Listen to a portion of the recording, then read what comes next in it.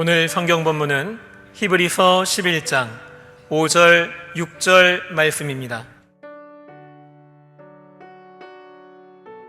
믿음으로 에녹은 죽음을 보지 않고 옮기었으니 하나님이 저를 옮기심으로 다시 보이지 아니하니라. 저는 옮기우기 전에 하나님을 기쁘시게 하는 자라는 증거를 받았느니라. 믿음이 없이는 기쁘시게 못하나니 하나님께 나아가는 자는 반드시 그가 계신 것과 또한 그가 자기를 찾는 자들에게 상 주시는 이심을 믿어야 할지니라.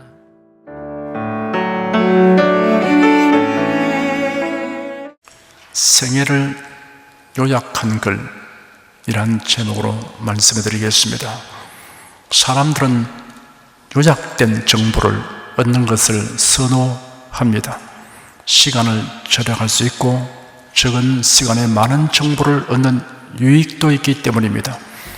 이러한 욕구를 간파하여 제작된 잡지들 중에 전 세계에서 수많은 독자를 얻게 되는 것으로는 리더스 다이제스트가 있습니다. 1922년 2월 창간호는 불과 5,000부가 발행되었으나 구독자가 급속히 증가되었습니다. 1977년에는 무려 1,500만 부가 발행되었고 최대 발행 부수는 1,900만 부에 이르게 되었습니다. 리더스 다이제스트를 창간한 윌리스는 모든 것은 요약이 가능하다는 신념을 가지고 이 잡지를 발간하였는데 이러한 발상으로 그의 생애도 한마디로 요약하여 그의 묘비에는 마지막 요약이라고 새겨져 있습니다. 성경에 나오는 걸출한 인물들 중에서는 자신의 생애를 요약한 글을 남긴 이들이 있습니다. 솔로몬은 전도서에 다음과 같이 요약해 놓았습니다. 다윗의 아들 예루살렘 왕 전도자의 말씀이라. 전도자가 가로되 헛되고 헛되며 헛되고 헛되니 모든 것이 헛되도다. 내가 해 아래에서 행하는 모든 일을 본 적 다 헛되어 바람을 잡으려는 것이로다. 이 요약문을 부연 설명한 글이 전도서 2장에 있습니다. 나는 내 마음에 이르기를 자 내가 시험적으로 너를 즐겁게 하리니 너는 낙을 누리라 하였으나 본적 이것도 헛되도다. 내가 웃음을 논하여 이르기를 미친 것이라 하였고 희락을 논하여 이르기를 저가 무엇을 하는가 하였노라. 내 마음이 궁구하기를 내가 어떻게 하여 내 마음의 지혜로 다스림을 바라면서 술로 내 육신을 즐겁게 할까? 또 어떻게 하여 어리석음을 취하여서 천하 인생의 종신토록 생활하며 어떤 것이 쾌락인지 알까 하여 나의 사업을 크게 하였노라. 내가 나를 위하여 집들을 지으며 포도원을 심으며 여러 동산과 과원을 만들고 그 가운데 각종 과목을 심었으며 수목을 기른 살림에 물주기 위하여 못을 팠으며 노비는 사기도 하였고 집에서 나게도 하였으며 나보다 먼저 예루살렘에 있던 모든 자보로도 소와 양떼의 수를 많게 하였으며 은금과 왕들의 보배와 여러 도의 보배를 쌓고 또 노래하는 남녀와 인생들의 기뻐하는 차와 첩들을 많이 두었노라.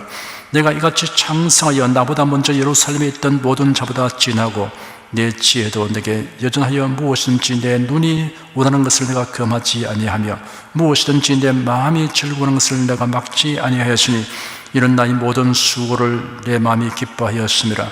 이것이 나의 모든 수고로 말미암아 얻은 분복이로다.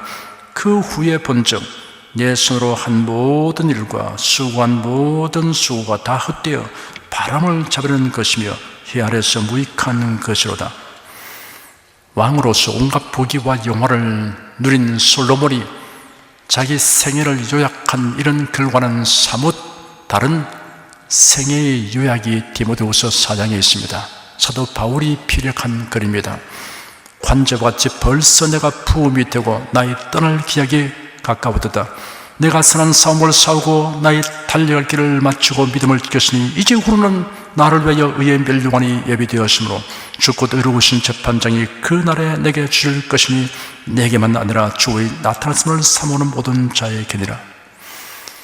성경에는 여러분과 저의 생애를 무엇이라고 요약할 수 있어야 하는가를 알게 하여 주는 사람들이 많이 등장합니다. 그 중에는 본보기가 되는 사람이 있고 반면 교사가 되는 사람도 있습니다. 이들의 생애를 모두 살펴보면 나의 생애의 요약을 이렇게 형용할 수 있으면 더 바랄 것이 없다고 해도 좋은 글들을 찾을 수 있습니다. 이를 셋으로 나누어 말씀드리려고 합니다. 오늘은 그 중에서 한 가지를 말씀해 드리겠습니다. 그는 하나님을 기쁘시게 하며 살았다 라고 요약되는 생애에 대하여 말씀해 드리겠습니다. 성경에 하나님을 기쁘시게 하는 자라고 명시되어 있는 사람이 있습니다. 히브리서 11장 5절에 기록되기를 믿음으로 에녹은 죽음을 보지 않고 옮기었으니 하나님의 저를 옮기심으로 다시 보지 아니하니라. 저는 옮기기 전에 하나님을 기쁘시게 하는 자라 하는 증거를 바라느니라 하였습니다. 에녹의 생애에 관한 기록은 분량이 매우 적지만 구약 성경과 신약 성경에 모두 있습니다. 창세기 5장에 기록되기를 에녹은 65세에 무두셀라를 낳았고 무두셀라를 낳은 후 300년을 하나님과 동행하며 자녀를 낳았으며 그가 365세를 향수하였더라. 에녹이 하나님과 동행하더니 하나님이 그를 데려가심으로 세상에 있지 아니하였더라 하였습니다. 유다서 1장에는 아담의 7세 손 에녹이 사람들에게 대하여도 예언하여 이르되 보라 주께서 그 수많이 거룩한 자와 함께 임하신다니 이는 무수 사람을 심판하사 모든 경건치 않은 자의 경건치 않게 행한 모든 경건치 않은 일과 또 경건치 않은 죄인의 주께 거스려 한 모든 강평한 말을 내어 죄를 정죄하려 하심이라 하였느니라 하였습니다. 창세기의 4구절, 히브리서의 2구절, 유다서의 2구절을 다 합하면 8구절에 불과합니다. 하지만 하나님을 향한 믿음 없이 살았던 역사상의 위인들의 전기를 모두 합쳐도 에녹에 관하여 기록된 8구절에 있는 심오한 교훈과 감동에는 도저히 미치지 못합니다. 비교할 수 없습니다. 기록된 분량이나 업적의 양보다 더 중요한 것은 그 내용과 본질에 있습니다. 산더미처럼 쌓아놓은 지푸라기보다 콩알 만한 다이아몬드의 가치가 더 큽니다. 믿음 없이 행하는 일들은 모두 지푸라기이지만 믿음으로 행하는 일들은 모두 다이아몬드와 같습니다. 에녹의 생애에 대한 기록들을 찾아보면 하나님을 기쁘시게 하는 생활 태도가 무엇인가를 분명하게 알 수 있습니다. 그 요점은 그가 믿음으로 하나님과 동행하는 생활을 하였다는 것입니다. 에녹은 65세 무두셀라를 낳았고 무두셀라를 낳은 후 300년을 하나님과 동행하며 자녀를 낳았으며 라는 기록을 보면 에녹의 신앙은 무두셀라를 낳은 후부터 깊어졌다는 암시를 엿보게 됩니다. 우리가 신앙을 갖게 되거나 믿음이 깊어지는 데는 어떤 계기가 있습니다. 공경에 봉착하거나 상실을 경험하거나 좋은 사귐을 가지거나 본보기를 접하게 되거나 설교를 듣고 깨닫게 되는 등의 계기가 있습니다. 에녹은 자녀를 낳으면서부터 하나님과 동행하기 시작했습니다. 자식을 낳고 기르는 일은 예사로운 일이 아닙니다. 자식을 낳아 기르면서 비로소 부모님의 심정을 이해하게 되는 사람들이 많습니다. 자녀를 낳고 양육하는 일이 여간 힘든 일이 아니므로 하나님께 적극적으로 기도하고 의지한 것 같습니다. 혹은 달리 생각해 볼 수 있습니다. 자녀를 낳아 기르는 일은 다른 사람과 구별되는 특별한 일이 아닙니다. 평범하고 일상에 속한 일입니다. 에녹은 자녀를 낳고 양육하는 평범하고 일상적인 생활을 하면서도 하나님과 동행하였다는 사실입니다. 평범한 일을 비범한 일로 만든 사람입니다.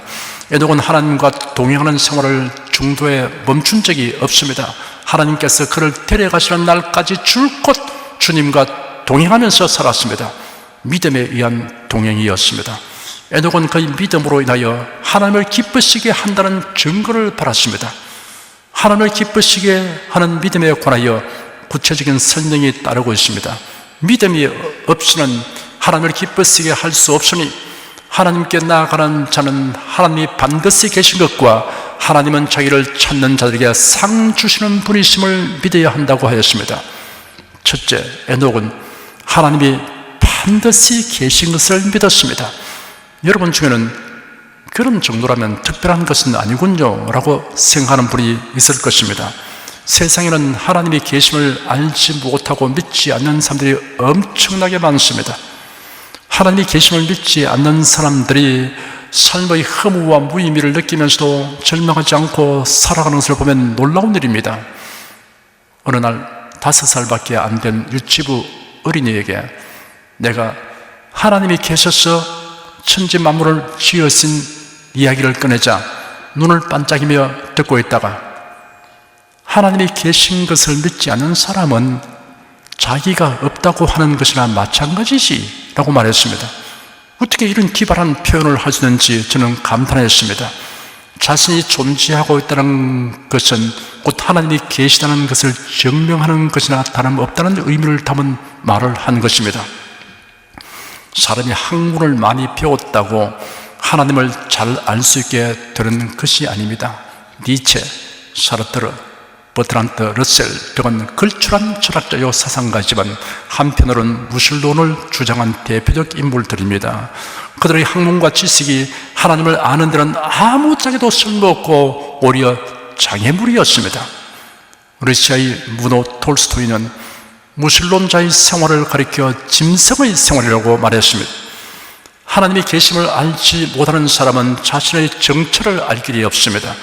자신의 정체를 모르는 무지 가운데 있으면 사람다운 삶을 살지 못합니다. 하나님이 계심을 믿지 않는 자란 무신론자나 불가지론자만을 두고 하는 말이 아닙니다. 유신론자도 포함하는 말입니다. 종교를 믿는 사람을 또 포함하는 말입니다. 목사님, 그건 이해할 수 없는 말인데요. 유신론자란 신의 존재를 믿는 사람들을 지칭하는 것이 아닙니까? 물론 그렇습니다. 그러나 참 하나님은 오직 한 분이십니다. 천지를 지으신 창조주이십니다. 참 하나님 외에는 모두 거짓된 것입니다. 사람들이 하나님이라고 부를지라도 사실은 존재하지도 아니하는 것입니다. 사람들의 관념에만 있지 실존하지 않는 것이기 때문에 이런 허황된 것을 믿는 사람은 참 하나님을 알지 못하는 자입니다. 성경의 여러 곳에 참 하나님이라는 낱말이 사용되었습니다. 오직 여호와는 참 하나님이시요 사실은 하나님이시요 영원한 왕이시라. 유일하신 참 하나님, 그런 참 하나님이시요 영생이시라. 사시고 참되신 하나님이라고 표현하였습니다. 참 하나님을 모르면 그가 종교인일지라도 하나님을 모른다는 점에서는 무신론자나 다름없습니다. 하나님을 믿지 않는 자입니다. 에녹은 참 하나님이 계심을 믿었습니다. 그런 오직 하나이신 하나님이 계심을 믿었습니다. 천지를 창조하신 하나님을 믿었습니다. 아담에게 구세주를 보내실 것을 계시하신 하나님을 믿었습니다. 아벨처럼 구속자를 보내실 하나님을 믿었습니다. 에노스가 예배하였던 여호와 하나님을 믿었습니다. 하나님께 나아가는 자는 반드시 그가 계신 것을 믿어야 한다고 하였습니다. 계신 것이라는 낱말의 동사는 현재 시제입니다. 여러분에게 연속하여 문제가 닥쳐오거나 곤란이 지속되거나 할 때 하나님이 계심을 의심한 적은 없었습니까?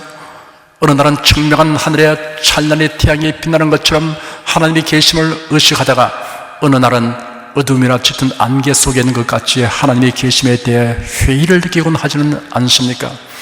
에녹은 그렇지 않았습니다. 그는 반드시 하나님의 계심을 믿었습니다.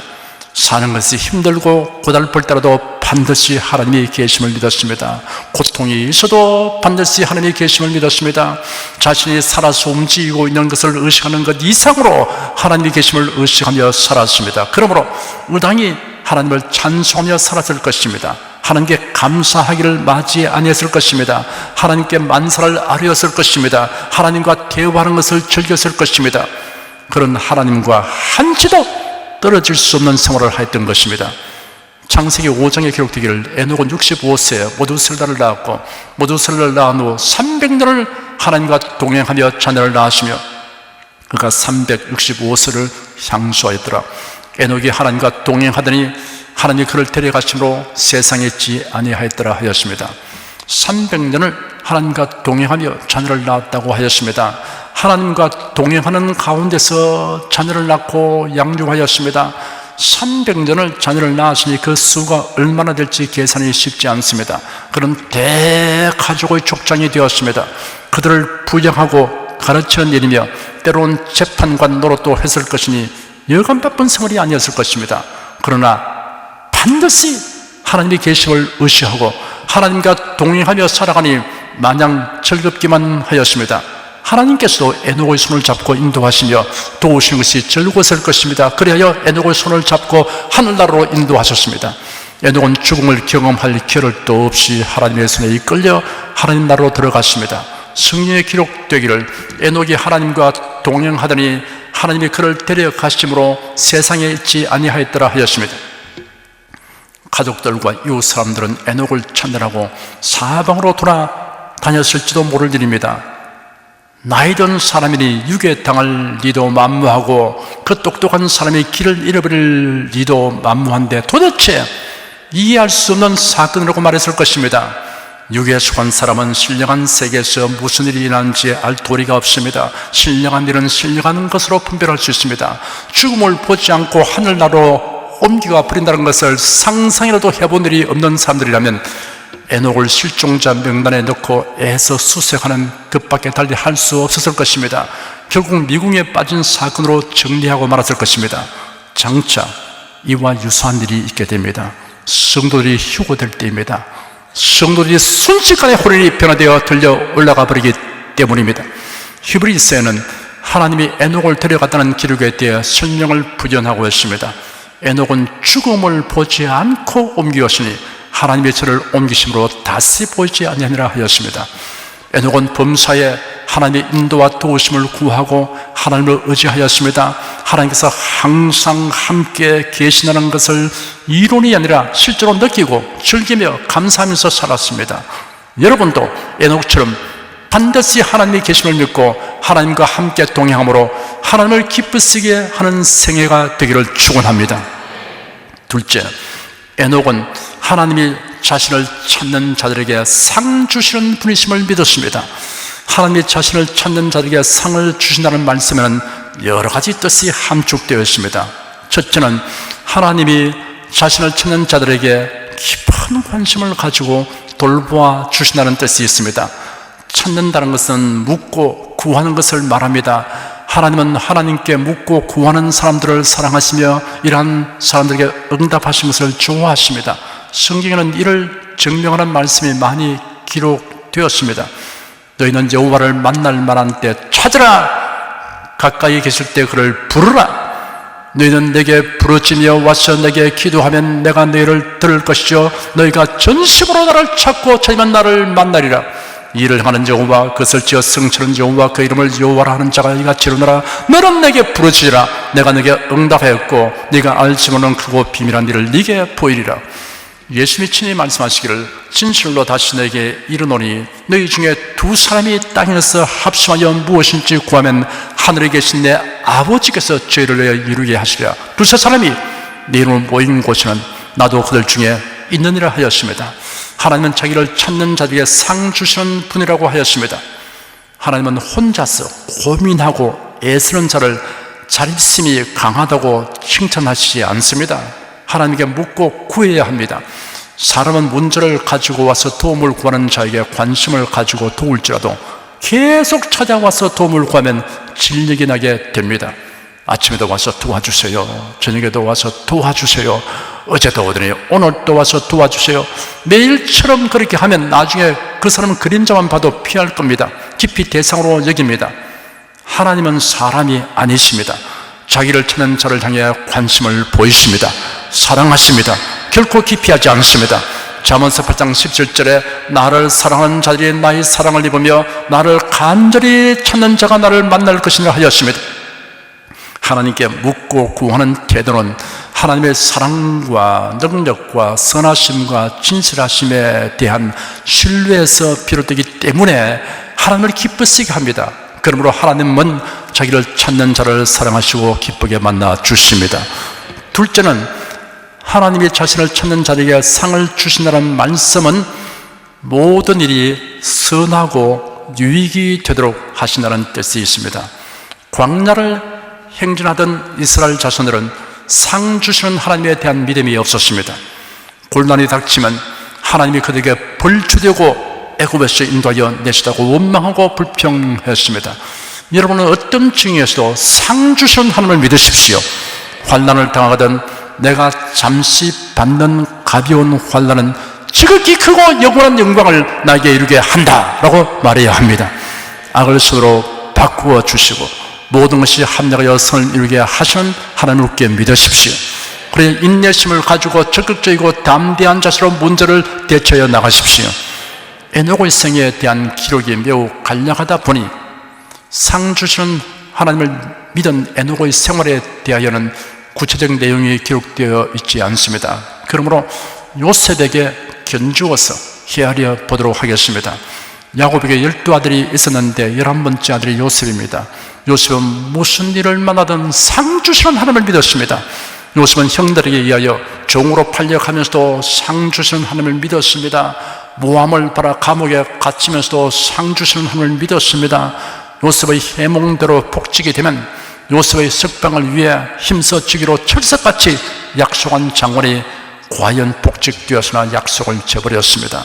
그래도 요셉은 여전히 상 주시는 하나님을 믿었습니다. 요셉은 우여곡절 끝에 애굽의 총리가 되었습니다. 세월이 흘러 아버지 야곱이 세상을 떠났습니다. 장례를 치른 후에 형들이 찾아와서 자신의 악행을 용서해 달라고 간청하며 요셉 앞에 엎드렸습니다. 아버지가 돌아갔으니 이제는 혹시 요셉이 보복할지도 모른다는 두려움이 생겼던 것입니다. 요셉이 그들에게 말하기를 두려워하지 마십시오. 내가 하나님을 대신하겠습니까? 형님들은 나를 헤아려 하시나 하나님께서는 그것으로 선을 이루어 오늘처럼 많은 백성을 살리셨습니다. 이제 형님들은 두려워 마십시오. 제가 형님들과 형님들의 어린 것들을 양육하겠습니다 하고 간곡한 말로 위로하였습니다. 요셉은 상 주시는 하나님을 철두철미 믿었던 것입니다. 우리는 요셉의 이러한 모습에서 상 주시는 하나님을 믿은 에녹의 생활을 유추할 수 있습니다.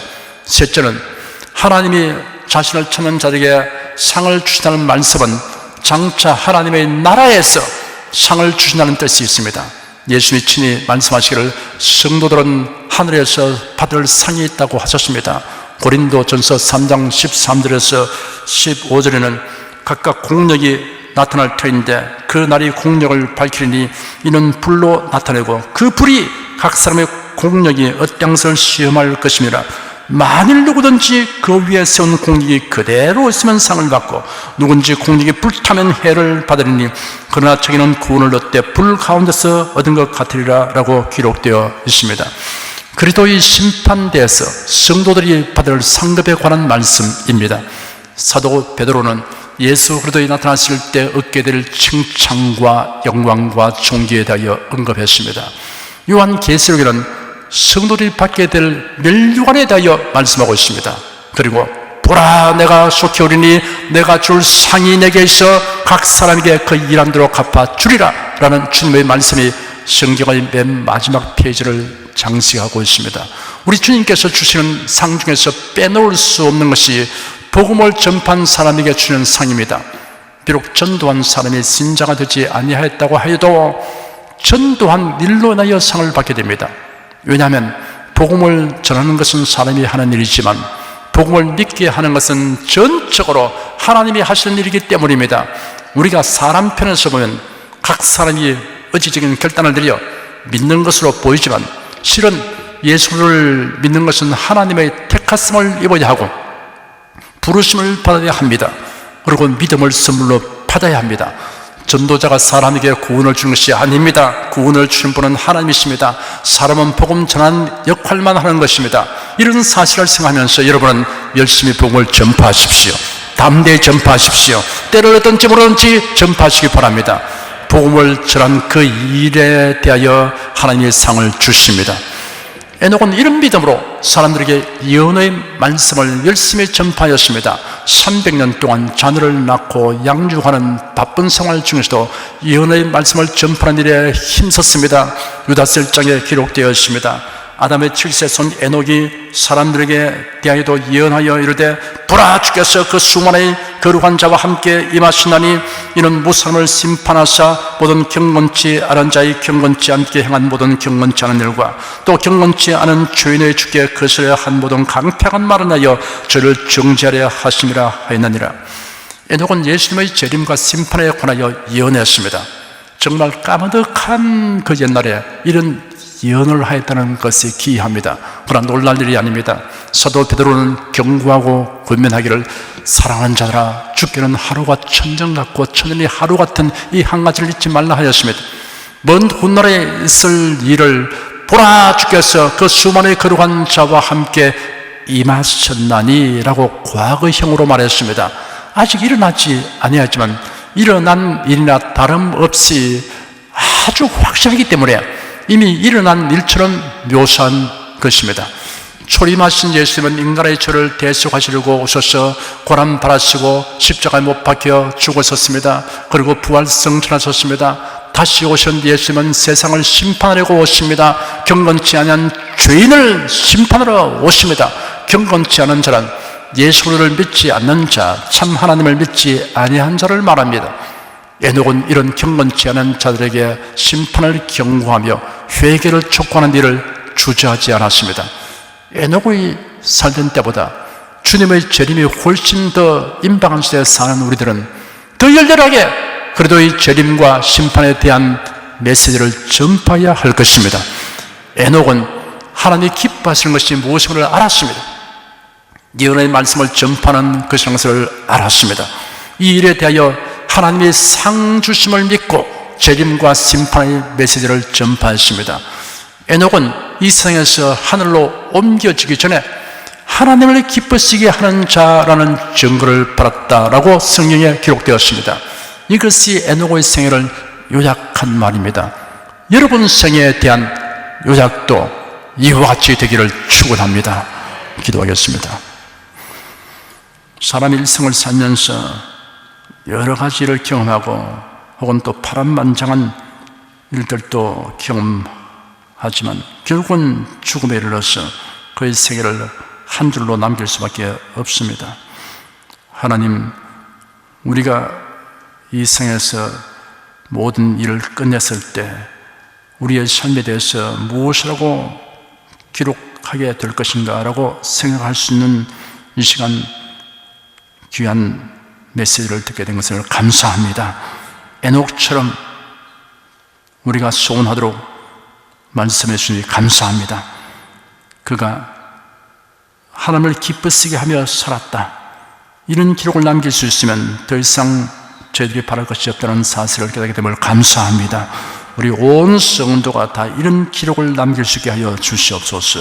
예수 그리스도로 기도드립니다. 아멘.